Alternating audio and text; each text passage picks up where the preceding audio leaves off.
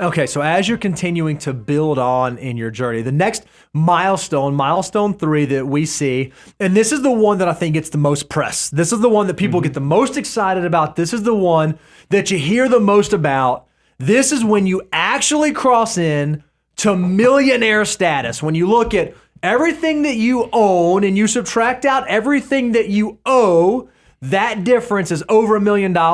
You are now a net worth millionaire. And look, I love when people reach millionaire status. It is something to be celebrated. And by the way, it is a unique distinction, because if you look at the actual data, only 9% of Americans are millionaires. Not a lot of folks get there. Now, here's what I think is interesting, is that there's a lot of variance on this millionaire status. And I think a lot of it has to do with, this is total net worth millionaire. If you actually brought this back to how many liquid or how many investment asset millionaires, that number drops down much, much lower, probably closer to 2%. Yep.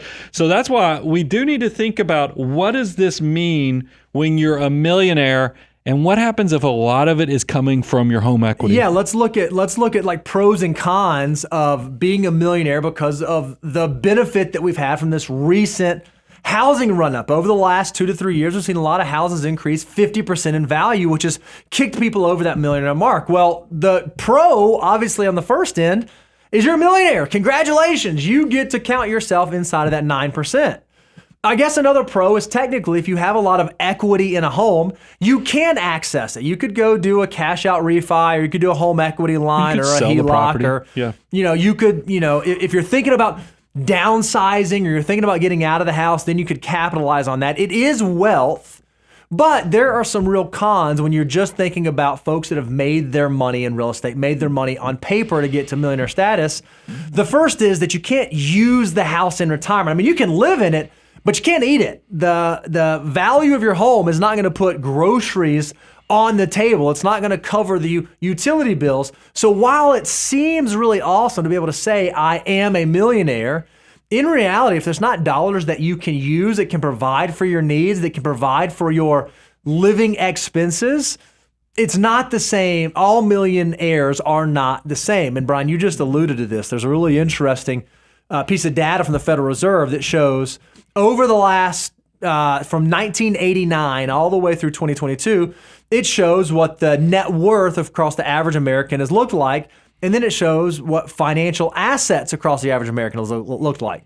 And while, if we really think, through, coming out of the Great Recession, coming out of 2010, 2011, 2012, we've seen that total net worth has increased. And especially here in the last couple of years, it's increased substantially. Yeah, it was up like 35%. I got so excited. I was like, yes, everybody's finally catching a clue, and their net worth is going up. But then we went deeper into the data, and liquid net worth, meaning financial assets, is completely flat. It's just flat. All of the increase in net worth was all from home appreciation. And look, this is not going to surprise you. I was just in an Uber this weekend, and we got to talking about, I didn't tell him what I did, by the way. I'm not one of those type of people, but I couldn't help myself. We were talking about mortgages and other things, just because I'm a talker, as you can imagine, in the backseat of the Uber. Not this guy. And he was talking about how many people, because they saw what their house was now worth, they went and they got rid of their house and got a new house.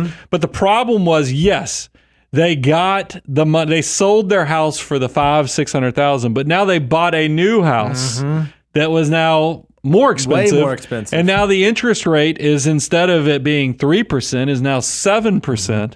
You can see how there's this dilemma with this being a use asset. Unless you are the lucky or fortunate person that the timing is perfect, meaning you're downsizing, you got the house, the big house that you raised the family, now you're downsizing and want to go to a low cost of living area in a small house. For most people, it's not going to be easy to turn this into usable assets. So it's just be careful leaning too hard into this milestone. Now, don't miss here. It's still something to celebrate. Once you cross over millionaire status, that is an awesome thing. But we would encourage you, don't stop here. Don't let this be the last stop on your journey. Again, if you want a little trick of the trade to keep yourself humble, I know that both of us, when we put our houses on our net worth statement, we put them at cost plus improvement. So I actually don't increase the value of my house because I don't want to feel like my net worth is increasing just because the area that I live in is getting more valuable, just because the house prices are going up. So that's a real way to keep yourself honest. But even if you do list your house at current market value, don't stop here. Because the next milestone is the one that we think gets really exciting. And Brian, this is one, I actually stole this one from you. You told me early on in my journey, I have this goal. I want to do this by this age. And that goal was to be a millionaire liquid, a $1 million liquid invested net worth. Yeah, what we mean when we say liquid, this is you're going to exclude your home equity. You're going to exclude all your personal use assets like the cars and stuff like that. And this is just going to be your investments, like your 401k, your Roth, your savings accounts, your investment accounts. That is liquid. This is money that's easily turned into money you could use to live off of. And I don't mind being transparent. This was my goal to have by the time I was 40 years of age. I've been very honest with you guys. I made it a little after 40. I think I was closer to 41. Still made Seems it, like though. all my milestones. It was 30. I wanted to have $100,000 of income. And then by 40, I wanted to have $1 million liquid. I missed every one by almost a year to the day. So it's kind of amazing. But I think this is a very solid milestone. And why does this matter? Like, why is it so important? Well, it's this whole idea that Brian talks about all the time, the bowling point, right?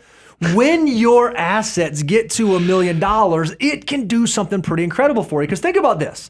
Let's say that your portfolio, when you invest, you can make 10%. If you have $1,000 invested, you make 10%, $100. Yeah. Okay, no, that's great. That's a good thing, but it's not life-changing. You have $10,000, you make 10%, you make $1,000. Now Okay, it's starting it's to do good. something. You have $100,000, you make 10%, you made $10,000. Okay, now maybe we're replacing savings. That's great. Well, you're replacing months of work too, probably. And now, but you get to $1 million. You get to $1 million and you make a 10% rate of return on $1 million. You've made $100,000. That may be more than you earn in a year. That may be more than you save in a year. That may be more. That is substantial growth once you get to $1 million. The snowball has now gotten so big that it is picking up steam. And as it continues to roll down the hill, it gets bigger and bigger and bigger and bigger. It can be so powerful for you. Now, we have done, because we've looked into the research. Ramsey Solutions has the data out there.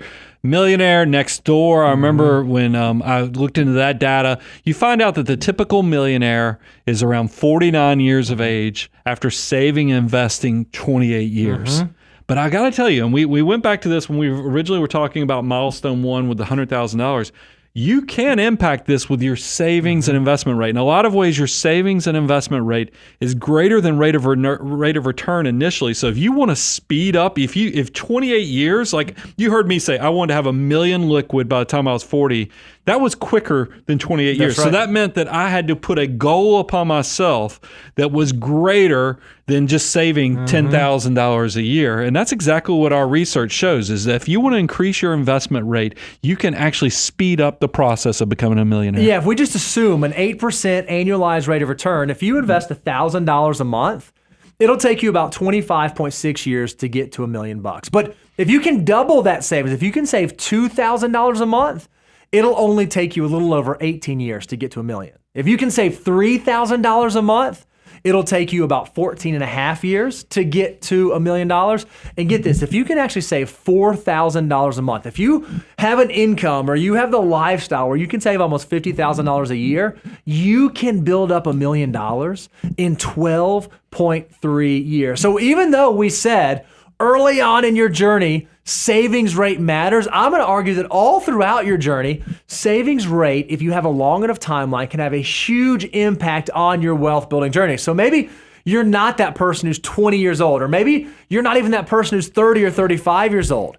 If you recognize today, if I can start saving and I can save aggressively and I can put my money to work, even attaining $1 million liquid, being a liquid millionaire, is still on the table for me. It's still attainable for me. Well, what I like is that this is really showing when you have a big savings rate, it means deferred gratification is working for you so you own your time faster. Because that's really, at the end of the day, as you get older and get a little wiser, you're going to realize because I think a lot of people daydream about the ability to kind of leave work and go do something else.